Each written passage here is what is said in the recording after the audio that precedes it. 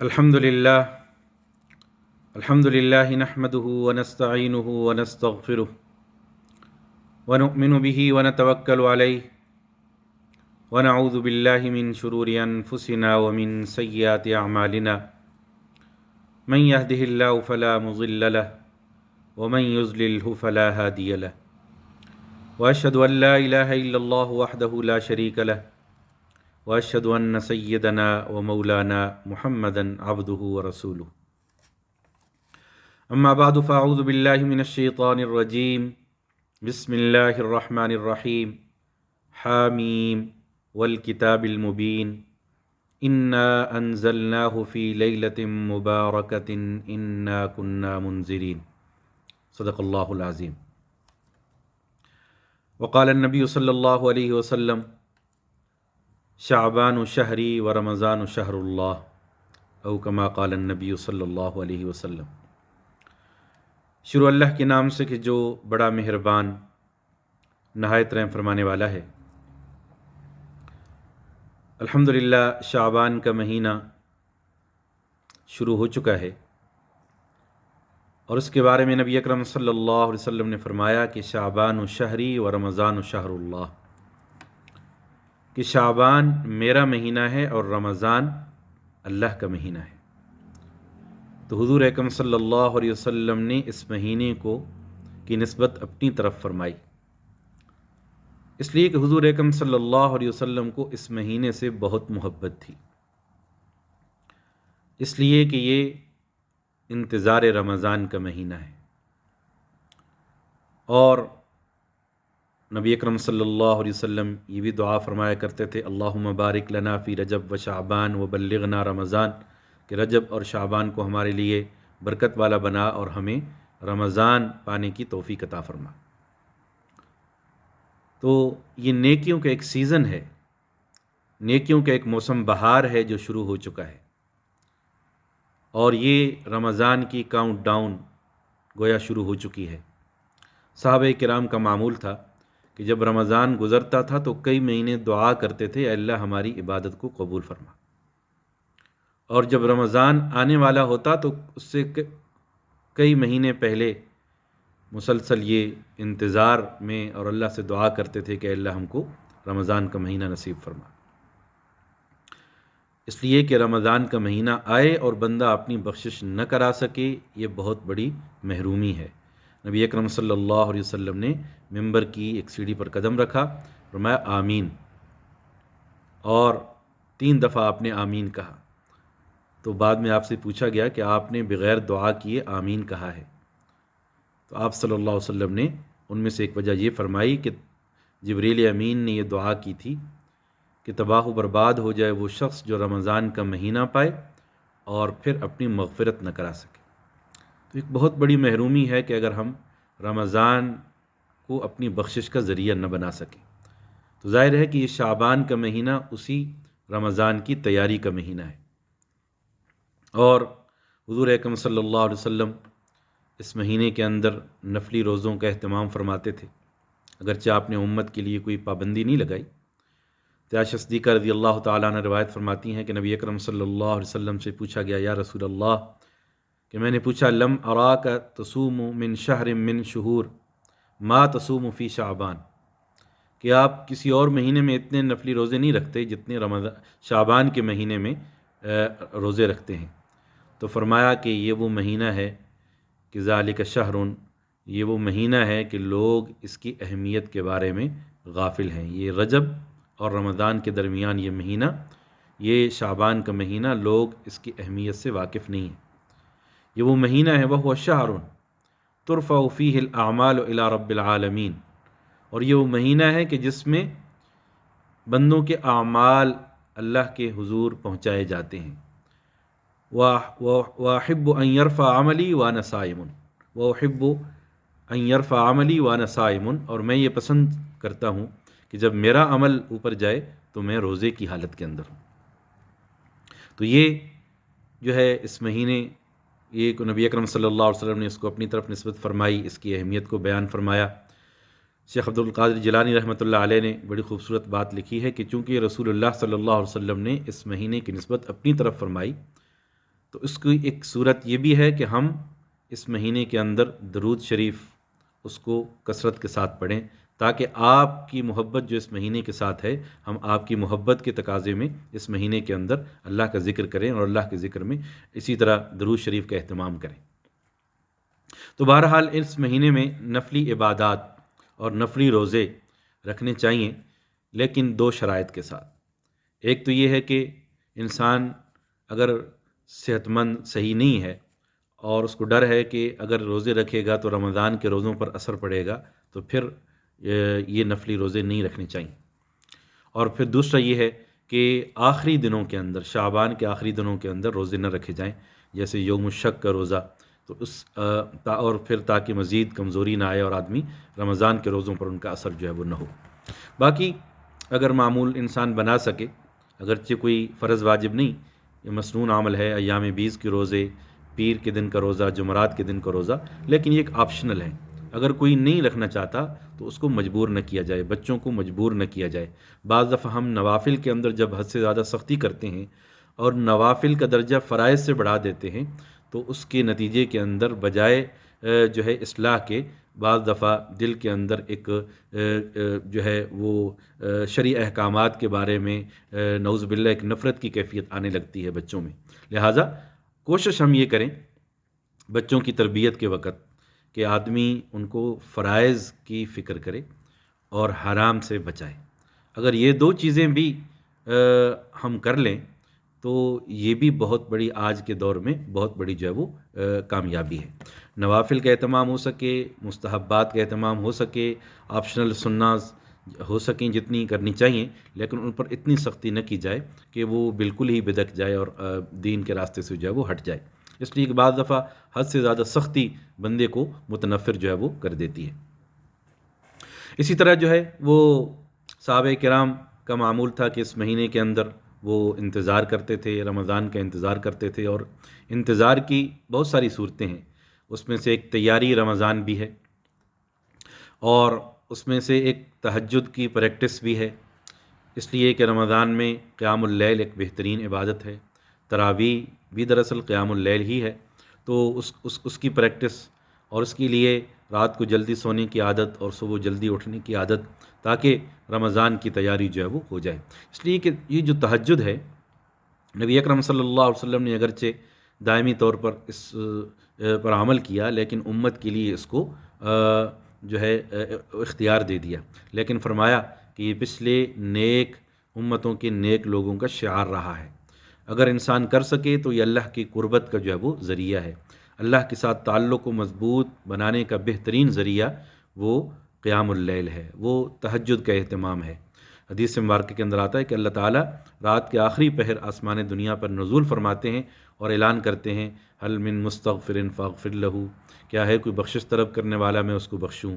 کیا ہے کوئی دعا کرنے والا میں اس کی دعا کو قبول کروں، کیا ہے کوئی توبہ کرنے والا میں اس کی توبہ کو قبول کروں۔ تو یہ دن آدمی تہجد کی پریکٹس کے لیے استعمال جو ہے وہ کر سکتا ہے۔ اور پھر نبی اکرم صلی اللہ علیہ وسلم نے تہجد کی فضیلت کے بارے میں یہ بھی فرمایا، ان فی الجنت غرفا یرا ظاہرها من باطنها وباطنها من ظاہرها اعدها اللہ لمن اطعم الطعام والأن الکلام وتابع الصیام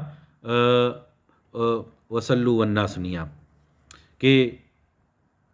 اللہ تعالیٰ نے جنت میں ایک اسپیشل پیلس بنایا ہے، ایک گھر بنایا ہے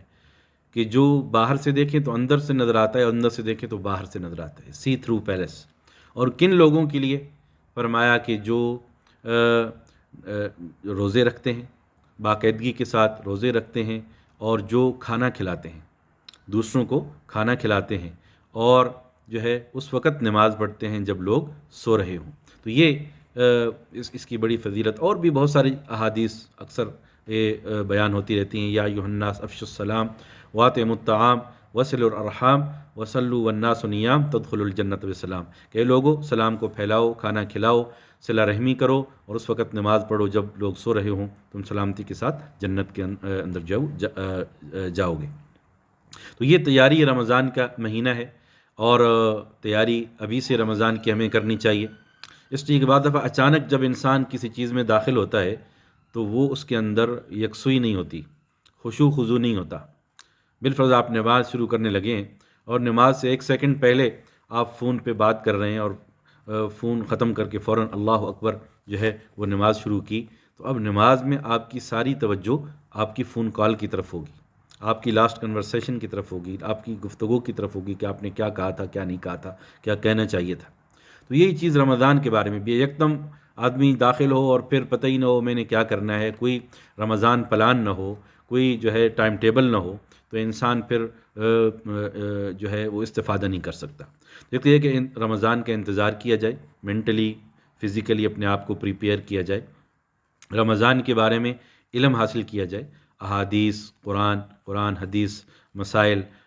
لیلۃ القدر کے بارے میں، اعتکاف کے بارے میں، آخری 10 دنوں کے بارے میں کیا پلان بنانا ہے، جو ہے آخری دنوں میں اگر ہو سکے تو کچھ جاب سے چھٹی لے لیں تاکہ یکسوئی کے ساتھ جو ہے وہ عبادت کر سکیں۔ پورا مہینہ چھٹی لینے کی ضرورت نہیں، بعض دفعہ لوگ اپنے آپ کو یہ سمجھتے ہیں کہ شاید وہ رمضان میں جاب کر کے کوئی گناہ کر رہے ہیں، ایسی کوئی چیز نہیں، رزق حلال کمانا ایک عبادت ہے، اور یہ بھی بذات عبادت کے اندر جو ہے وہ کاؤنٹ ہوتا ہے۔ جو آپ آسانی سے کر سکتے ہیں،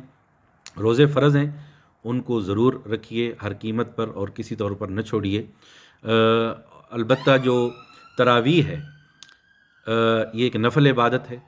اور اگرچہ رمضان میں نفل کا عبادت بھی فرض کے برابر ہوتا ہے، تو جتنا اہتمام ہو سکے کرنا چاہیے، لیکن اگر کوئی تراویح نہیں پڑھ سکا یا نہیں پڑھ سکتا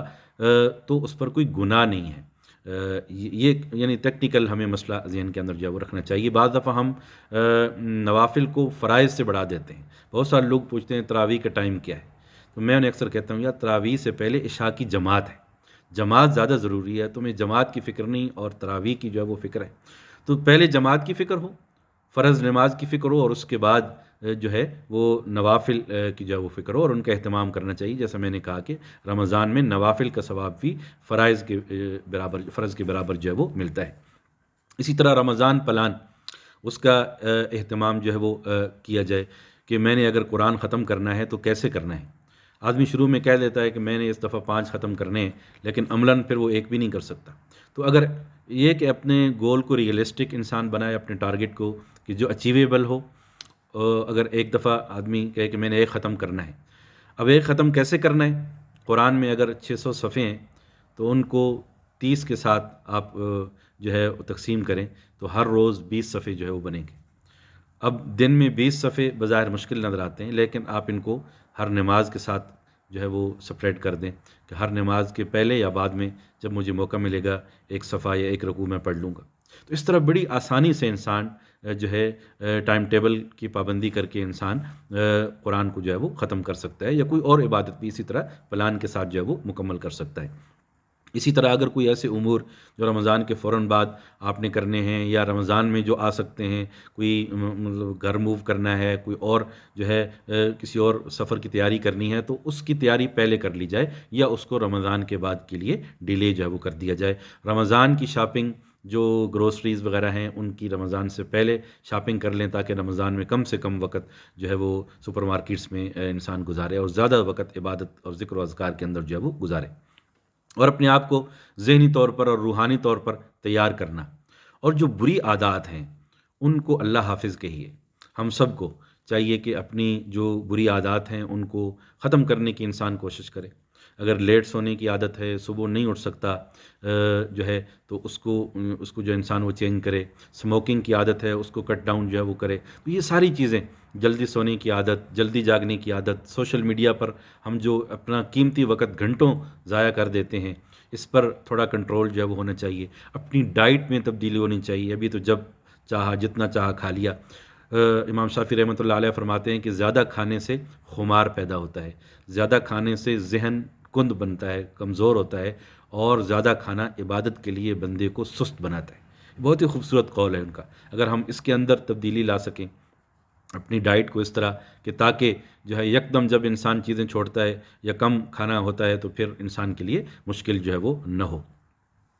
اسی طرح زکوٰۃ اور صدقات عموماً ہم رمضان المبارک کے اندر دیتے ہیں، تو اس کی بھی پہلے سے تیاری کہ میرے پاس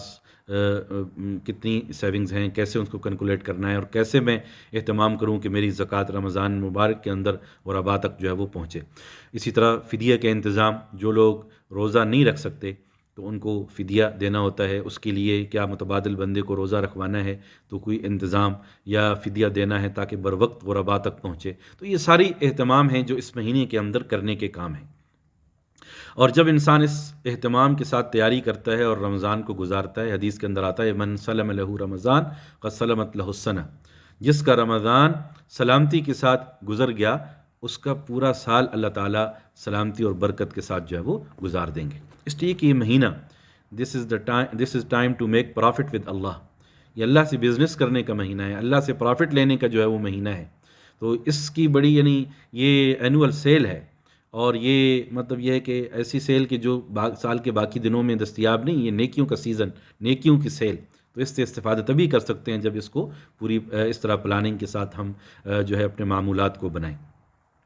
اب شعبان کے مہینے کے اندر ایک رات 15 شعبان کی رات جس کو شب برات کہتے ہیں، اس کی بارے میں یہ ہے کہ میں تھوڑا عرض کرنا چاہوں گا. اس کے بہت سارے نام آئے ہیں. ابھی جو آیت میں نے تلاوت کی اس سے بعض مفسرین یہ کہتے ہیں کہ اس سے مراد شعبان کی 15 رات ہے جس کو لیلۃ المبارکہ کہا گیا ہے، مبارک رات. اس کے بہت سارے نام شب برات، لیلۃ البرات، لیلۃ الرضوان، لیلۃ المغفرہ، اور تقریباً 10 کے قریب صحابہ کرام نے اس کے بارے میں بیان فرمایا ہے. اور یہ کہنا کہ بالکل اس کی کوئی فضیلت نہیں، یہ بھی درست نہیں ہے. لیکن اس کو لیلۃ القدر سے بڑھا دینا، رمضان کی لیلۃ القدر سے بڑھا دینا، یہ بھی جو ہے وہ ٹھیک نہیں ہے. ہمیں یہ بات بنیادی نقطہ ذہن کے اندر رکھنی چاہیے کہ دین اتباع کا نام ہے، دین قرآن و سنت کی پیروی کا نام ہے. نبی اکرم صلی اللہ علیہ وسلم فرمایا ترکت فیکم امرین لن تضلوا بعدی ما تمسکتم بہما، کتاب اللہ و سنت رسولی، کہ میں تمہارے درمیان 2 چیزیں چھوڑ کر جا رہا ہوں، جب تک تم ان دونوں کے ساتھ مضبوطی سے تھامے رہو گے کبھی بھی مس گائیڈ نہیں ہوگے، گمراہ نہیں ہوگے. اور وہ ہیں کتاب اللہ اور سنت رسول اللہ صلی اللہ علیہ وسلم اور آپ کی احادیث. تو امام ابن تیمیہ رحمۃ اللہ علیہ فرماتے ہیں اس رات کے بارے میں کہ اس رات عبادت تو ہے لیکن انفرادی عبادت ہے، انڈیویجول ہے، کوئی کلیکٹیو فارم آف ورشپ اس رات کے اندر جو ہے وہ نہیں ہے. اور صحابہ کرام اور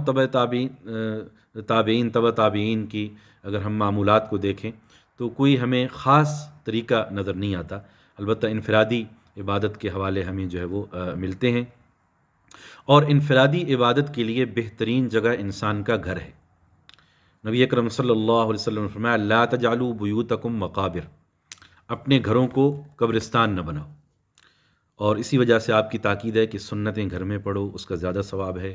نوافل گھر میں پڑھو، اس کا زیادہ ثواب ہے. گھروں میں باجماعت نماز کا اہتمام کرنا چاہیے وقتاً فوقتاً، اس کی برکات ہیں. بچوں کو جو ہے خواتین کو اور تلاوت کا اہتمام، تو یہ گھروں میں تاکہ انسان کے گھروں میں برکات آئیں، گھروں میں بھی اللہ کا ذکر جو ہے وہ ہو تاکہ برکات جو ہے وہ نازل ہوں. البتہ یہ چیز ذہن کے اندر رکھنی چاہیے کہ باجماعت نماز وہ یا تو فرائض کی ہے، یا جمعے کی ہے، یا عیدین کی ہے، یا تراویح کی ہے، یا رمضان میں وطر کی جماعت باجماعت سے پڑھنا یہ بھی سنت ہے. اسی طرح استسقاء، بارش کی دعا باجماعت، بارش کی نماز باجماعت وہ ایک مسنون عمل ہے. کسوف، سورج گرہن کی نماز، یہ جو ہے مسنون عمل ہے. البتہ خسوف، چاند گرہن جو ہے اس کی انفرادی نماز ہے، اگرچہ بعض فقہا اس کی بھی باجماعت نماز کا جو ہے وہ کہتے ہیں. باقی جتنی بھی نمازیں ہیں وہ انفرادی ہیں، نوافل ہے، تہجد ہے، صلاۃ التسبیح، اگرچہ بعض نے اس کو بھی کمزور روایت قرار دیا ہے. بہرحال جو بھی جو ہے وہ باقی نمازیں ہیں وہ انفرادی جو ہے وہ پڑھی جائیں. 2 احادیث نبی اکرم صلی اللہ علیہ وسلم کی اس کے بارے میں آتی ہیں لیلۃ شب برات کے بارے میں. ایک ابن ماجہ کی حدیث ہے، سایہ ستہ ابن ماجہ سایہ ستہ میں سے ہے، اور اس کے اندر یہ حدیث آئی ہے کہ اذا کانت لیلۃ من نصف شعبان فقوموا لیلہا وصوموا یومہا فإن اللہ تبارک وتعالی ينزل فیہا لغروب الشمس الى السماء الدنیا فیقول الا هل من مستغفر فاغفر له الا من مسترزق فارزقه الا من مبتل فوعافی حتی یطلع الفجر. علی رضی اللہ تعالیٰ عنہ کی روایت کے ساتھ یہ حدیث آئی ہے کہ جب رمضان شعبان کی 15 رات ہو تو رات کو قیام کرو اور دن کو روزہ رکھو، اس لیے کہ اللہ تبارک و تعالیٰ اس رات کو نزول فرماتے ہیں اور یہ کہتے ہیں، اعلان فرماتے ہیں، کیا ہے کوئی بخشش طلب کرنے والا میں اس کی بخشش کروں، کیا ہے کوئی رزق چاہنے والا میں اسے رزق دوں، اور کیا ہے کوئی پریشان کہ میں اس کی پریشانی کو دور کروں۔ تو یہ اگرچہ دوسری احادیث میں معلوم ہوتا ہے کہ یہ تو ہر روز ہوتا ہے، تو لہٰذا اس کو محدود کرنا ایک رات کے ساتھ وہ درست نہیں۔ کسی بھی رات بھی آپ یہ کام کریں گے تو اللہ تعالیٰ سنیں گے۔ تہجد کی نماز کسی بھی رات انسان پڑھ سکتا ہے، کسی رات عبادت ممنوع بھی نہیں ہے کہ بالفرض ہم بالکل دروازے بند کر دیں اور لوگوں کہیں جی نہیں واپس چلے جاؤ، اور بالکل لوگوں کو دھتکار دینا اور ان کو ملامت کرنا کہ بالکل، تو یہ کہ اگر کوئی بالفرض توبہ کرنا چاہتا ہے، اللہ کی طرف رجوع کرنا چاہتا ہے، تو اس کو زبردستی روکنا بھی جو ہے وہ ٹھیک نہیں ہے۔ اسی طرح ایک اور حدیث کے اندر آتا ہے، حضرت عائشہ صدیقہ رضی اللہ تعالیٰ روایت فرماتی ہیں کہ نبی اکرم صلی اللہ علیہ وسلم نے فرمایا کہ اس شعبان کی 15 رات اللہ تعالیٰ اتنے لوگوں کی مغفرت فرماتے ہیں جتنے قبیلہ بنو کلب کی بکریوں کے جسم پر بال ہیں، بعدد الشعر غنم بنو کلب، کہ اللہ اتنے لوگوں کو جہنم کی آگ سے آزادی دیتے ہیں جتنے قبیلہ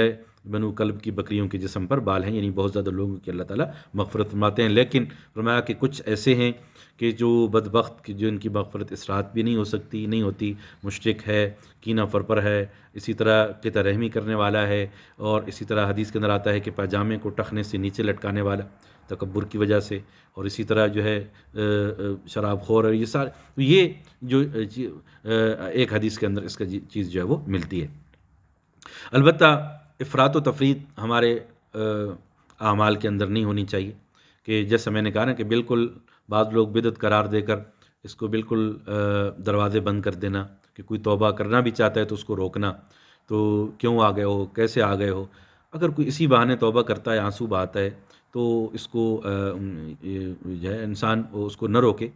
عبادت کسی رات ممنوع نہیں ہے کہ آدمی اتنی سختی کر دی جائے کہ عبادت اس کو ممنوع انسان قرار دے دے۔ اور دوسرا بھی طرز عمل کہ اس رات کو میلے کی رات بنا دینا،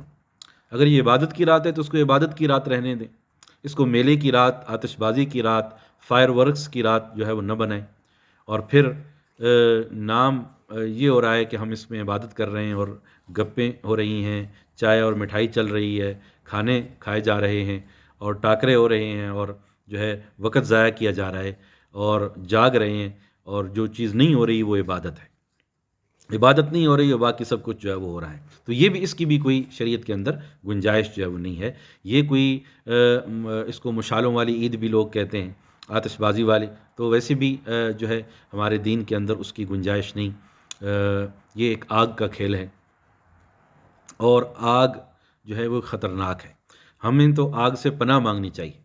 قرآن کے اندر اور احادیث کے اندر ہم تو آگ سے پناہ مانگتے ہیں۔ آگ نقصان دہ چیز ہے، ہم جو ہے بجائے اس کے کہ ہم اس کو جو ہے وہ کھیلیں، یہ کھیلنے کی چیز نہیں، یہ پناہ مانگنے کی جو ہے وہ چیز ہے، اور فضول خرچی کا فیکٹر بھی اس کے اندر آتا ہے۔ تو یہ جو ہے اس کو آتش بازی کی رات، اس کا کوئی شریعت سے کوئی جو ہے وہ لینا دینا جو ہے وہ نہیں ہے۔ ہو سکتا ہے بعض دوسرے کلچر کے نتیجے کے اندر یہ چیزیں جو ہے وہ آ گئی ہوں، لیکن دین کے اندر اس چیز کا کوئی ثبوت کہیں پہ جو ہے وہ نہیں ملتا۔ اور یہ چیز کہ جو چیز جس درجے میں ثابت ہے اس درجے تک انسان اس کو رکھے۔ ہاں، ایک حدیث سے معلوم ہوتا ہے کہ نبی اکرم صلی اللہ علیہ وسلم اس رات جنت البقیع گئے تھے۔ عائشہ صدیقہ رضی اللہ تعالیٰ روایت فرماتی ہیں کہ آپ بستر پر نہیں تھے، تو میں نے تلاش کیا تو آپ جنت البقیع میں مغفرت کی دعا کر رہے تھے۔ تو اگر حضور اکرم صلی اللہ علیہ وسلم زندگی میں ایک دفعہ چلے گئے ہیں، تو ہمیں بھی اگر زندگی میں ایک دفعہ چلے جائیں تو کوئی حرج نہیں، لیکن یہ سمجھنا کہ یہ اس رات کا ضروری حصہ ہے اور جو ہے لازمی جزو ہے، اور اس کو مکمل ایک معمول بنا لینا اور اس کے بغیر یہ سمجھنا کہ میں گناہ گار ہوں گا، تو یہ چیز جو ہے وہ صحیح جو ہے وہ نہیں ہے۔ اور سب سے بڑی چیز کہ انسان جو بھی آپ موقف رکھتے ہیں، میں نے دونوں آپ کے سامنے جو ہے وہ رکھ دی ہیں، افراط و تفریط سے بچ کر ایک متوازن بیلنس ہماری زندگی کے اندر ہونا چاہیے، اور فضول بحث اور مباحثہ، چاہے آپ اس کو مانتے ہیں چاہے نہیں مانتے، لیکن خدا کے لیے اس نام پر جھگڑا نہ کریں، اس نام پر فساد نہ کریں، اس نام پہ فضول بحث مباحثہ جو ہے وہ نہ کریں۔ امام مالک رحمۃ اللہ علیہ کا قول ہے کہ المراء یطفئ نور العلم، کہ جو فضول بحث ہوتی ہے وہ علم کے نور کو بجھا دیتی ہے۔ حضور اکرم صلی اللہ علیہ وسلم کی ایک حدیث ہے، آپ فرماتے ہیں، آپ نے فرمایا کہ مجھے لیلۃ القدر بتا دی گئی تھی کہ کس رات کو ہوتی ہے، تو میں جو ہے وہ یا کس رات کو ہوگی، تو میں مسجد میں آیا کہ تاکہ لوگوں کو بتاؤں، اور آگے دیکھا کہ دو آدمی جھگڑ رہے ہیں، تو ان دو آدمی کے جھگڑے کی وجہ سے مجھے لیلۃ القدر بھلا دی گئی۔ دیکھیے نا، لڑائی جھگڑا کتنا ایک منحوس عمل ہے کہ لیلۃ القدر جیسی ایک اہم چیز، ایک اتنی مبارک چیز وہ ہمیں نہیں بتائی گئی، ہٹا دی گئی۔ تو یہ چیز کہ ان چیزوں کی نحوستیں ہوتی ہیں، لڑائی جھگڑا ہو، فساد ہو، اور اسی طرح جو ہے فضول بحث مباحثہ، اس کے برے اثرات۔ ہو سکتا ہے کہ آپ جو ہے مباحثہ جیت جائیں، لیکن آپ اگلے کو کھو دیں گے، you will lose the other person. آپ پھر جو ہے چاہے جتنی بھی آپ پھر کوششیں کریں گے، جو ہے وہ بندہ آپ کے قریب جو ہے وہ نہیں آئے گا۔ تو بہرحال خلاصہ یہ ہے کہ یہ مہینہ شعبان کا مہینہ بڑا مبارک مہینہ ہے۔ رسول اللہ صلی اللہ علیہ وسلم نے اس کو اپنا مہینہ جو ہے وہ قرار دیا۔ اس کے اندر ہم باجماعت نماز کی پریکٹس کریں، رمضان کی تیاری کی پریکٹس کریں، تہجد کی پریکٹس کریں، نفلی روزوں کی پریکٹس کریں، کم کھانے کی پریکٹس کریں، اور رمضان پروگرام بنائیں، رمضان پلان بنائیں۔ رمضان پروگرام ہو، کھابا پروگرام نہ ہو کہ رمضان میں کیا کیا کھانا ہے۔ رمضان عبادت کا مہینہ ہے، نئی نئی ڈشز اور نئی نئی ریسیپی ٹرائی کرنے کا جو ہے وہ مہینہ جو ہے وہ نہیں ہے۔ اپنے دوستوں کو افطار ڈنر دینے کا مہینہ نہیں ہے۔ یہ نیکی کی اس میں پریکٹس کریں، دعا کی پریکٹس کریں۔ دعا اللہ تعالیٰ کو بہت پسند ہے، اور دعا اس کے ہم حاجت مند بھی ہیں۔ رزق میں برکت کی دعا ہم سب کو کرنی چاہیے، عمر میں برکت کی دعا کرنی چاہیے، روزی میں برکت کی دعا، گھر میں خیر و برکت کی دعا ہم کریں، والدین کے لیے دعا، اپنے بچوں کی ہدایت کے لیے جو ہے وہ دعا، پوری امت مسلمہ کے لیے دعا، اور پوری انسانیت کی ہدایت کے لیے دعا، اور دنیا اور آخرت میں بھلائیوں کی دعا۔ یہ جو ہے اس کی ہم پریکٹس کریں، تاکہ رمضان میں سحری کے وقت بھی دعا قبول ہوتی ہے، افطاری کے وقت بھی دعا قبول ہوتی ہے، تاکہ ہم یہ تو پتہ ہو ہم کون سی چیز مانگ رہے ہیں اور کیا جو ہے وہ مانگ رہے ہیں، اور مانگنے کا طریقہ بھی پتہ ہو، اور مانگنے کے الفاظ بھی جو پتہ ہوں۔ وہ دعائیں جو قرآن اور حدیث کے اندر آئی ہیں، ان کی اپنی برکات ہیں، ان کو یاد کر کے اپنی دعاؤں میں ان کو شامل جو ہے وہ کیا جائے۔ تو یہ رمضان اللہ کا مہمان ہے، یہ ایک مہمان آ رہا ہے، اور یہ مہمان اللہ نے ایک گیسٹ منتھ ہے، تو اس کی ہمیں قدر کرنی چاہیے، اس کی مہمان نوازی ہمیں جو ہے وہ کرنی چاہیے۔ دیکھیے نا، یہ کتنی ہمارے لیے برکات لا رہا ہے۔ یہ افطاری کی برکت لا رہا ہے، یہ دعا کی برکت لا رہا ہے، یہ سحری کا تحفہ لا رہا ہے، یہ افطاری کا تحفہ لا رہا ہے، یہ توبہ کا تحفہ لا رہا ہے، یہ مغفرت کا تحفہ جو ہے وہ لا رہا ہے، یہ رحمتوں کے تحفے لا رہا ہے، یہ جہنم سے آزادی کا تحفہ لا رہا ہے، یہ اللہ کی رضا کا تحفہ جو ہے وہ لا رہا ہے، یہ گناہوں سے معافی اور گناہوں کی سے مغفرت کا تحفہ جو ہے وہ لا رہا ہے، یہ تہجد کا تحفہ جو ہے وہ لا رہا ہے، یہ تراویح کا تحفہ لا رہا ہے، یہ قرآن کی تلاوت کا تحفہ، قرآن کے ختم کا تحفہ جو ہے وہ لا رہا ہے۔ تو اتنی زیادہ چیزیں ہمارے لیے آ رہی ہیں، تو کیا ہم اپنے آپ کو مینٹلی فزیکلی پریپیئر کر رہے ہیں کہ ہم ان رحمتوں کو کیسے جو ہے وہ سمیٹیں گے؟ تو یہ اللہ تعالی ہم سب کو اس مہینے کی برکات، اس کے بعد رمضان کی تیاری اور رمضان کی برکات سے فائدہ اٹھانے کی توفیق عطا فرمائے۔ اقول قولی ھذا واستغفر اللہ لی ولکم فاستغفروہ انہ ھو الغفور الرحیم۔ والسلام علیکم ورحمۃ اللہ وبرکاتہ۔